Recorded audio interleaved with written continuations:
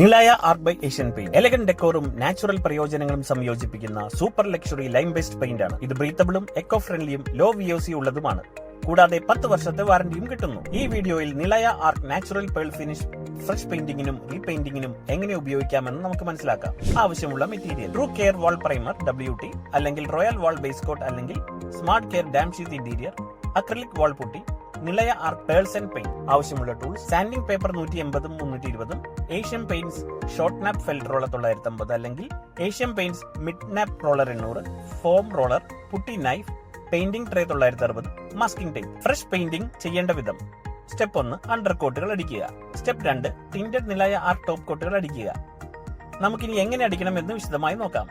ആദ്യം ഒരു coat primer, പിന്നെ 2 കോട്ട് പുട്ടി, വീണ്ടും മറ്റൊരു കോട്ട് പ്രൈമർ അടിക്കുക. ഓരോ കോട്ടിനിടയിലും 4 മുതൽ 6 മണിക്കൂർ ഉണങ്ങാൻ സമയം അനുവദിക്കുക. അടിക്കേണ്ട സർഫസ് സാൻഡിംഗ് പേപ്പർ 320 വെച്ച് സാൻഡ് ചെയ്ത് വൃത്തിയായി തുടയ്ക്കുക. ഡയലൂഷൻ 30 മുതൽ 35%. മുകളിലെ ഇടത് മൂലയിൽ നിന്നും നിളയ ആർട്ട് പെയിന്റിന്റെ ഫസ്റ്റ് കോട്ട് അടിക്കാൻ തുടങ്ങുക. ചെറിയ 3x3 അടിഭാഗത്തിൽ തുടങ്ങുക. റോളർ 950 അല്ലെങ്കിൽ റോളർ 800 ഉപയോഗിക്കുക. നനവുള്ളപ്പോൾ പെയിന്റിനെ ഉടൻ തന്നെ ഒരു ഫോം റോളർ വെച്ച് സ്മൂത്ത് ചെയ്യുക.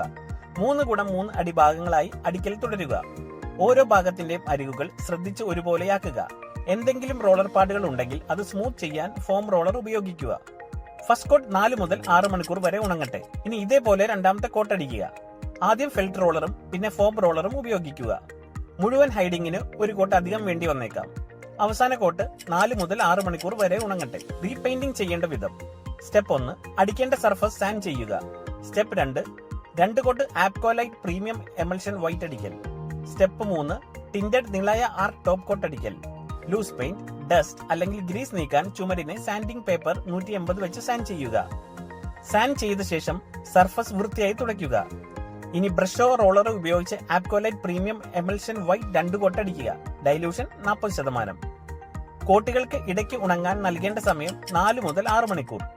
സാൻഡിംഗ് പേപ്പർ 320 ഉപയോഗിച്ച് അടിക്കേണ്ട സർഫസ് വീണ്ടും സാൻഡ് ചെയ്ത് വൃത്തിയായി തുടയ്ക്കുക. കോട്ട് അടിക്കുക. മികച്ച ഫലം കിട്ടാൻ ഈ വീഡിയോയിൽ മുൻപ് കാണിച്ച പോലെ ചെയ്യുക.